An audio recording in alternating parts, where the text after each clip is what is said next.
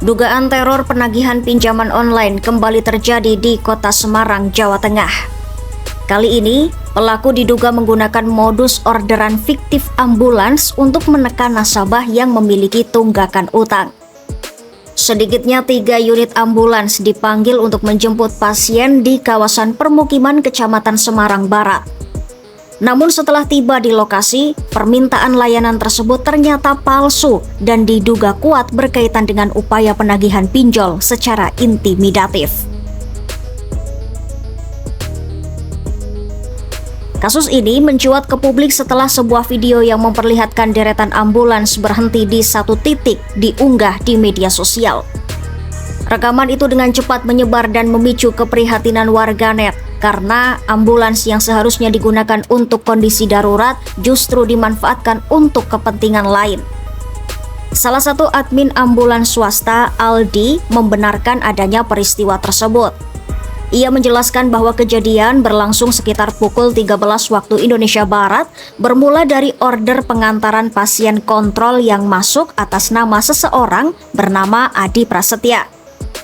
Penelepon mengaku membutuhkan ambulans untuk mengantar pasien dari Jalan Puspowarno menuju Rumah Sakit Columbia Asia.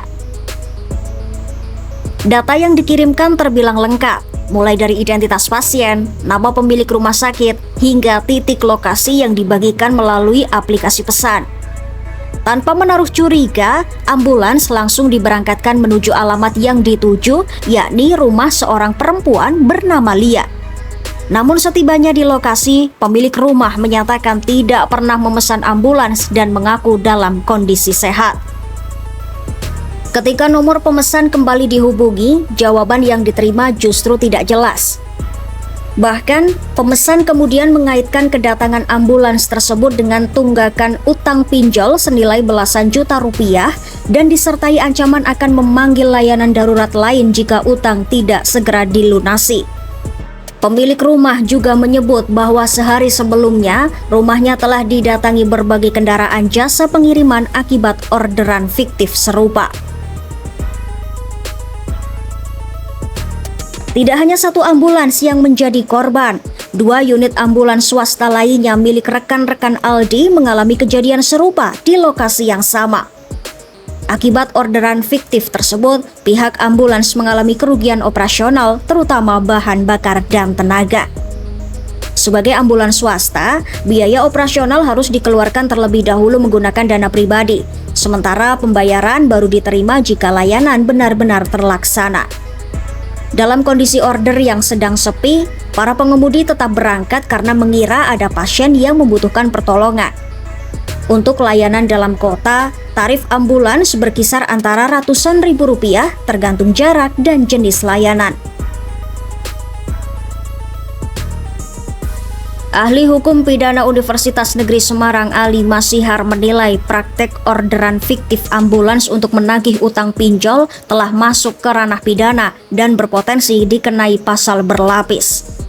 Menurutnya, terdapat setidaknya 2 tindak pidana dalam kasus ini. Pertama, penipuan terhadap pengemudi ambulans dan lembaga layanan kesehatan yang dirugikan akibat orderan fiktif. Dalam ketentuan KUHP baru, tindakan penipuan diatur dalam pasal 492 yang mengancam pelaku dengan pidana penjara maksimal 4 tahun serta denda hingga ratusan juta rupiah. Negara menilai penipuan sebagai kejahatan serius, terlebih jika korbannya merupakan lembaga layanan publik. Selain penipuan, Ali menilai tindakan tersebut juga mengandung unsur ancaman dan teror psikologis terhadap warga yang menjadi sasaran penagihan. Penagihan utang dengan cara mengirim ambulans, apalagi hingga beberapa unit sekaligus, dinilai telah melampaui batas hubungan perdata antara kreditur dan debitur. Cara tersebut dinilai sebagai bentuk intimidasi yang dapat membuat seseorang merasa takut dan tertekan.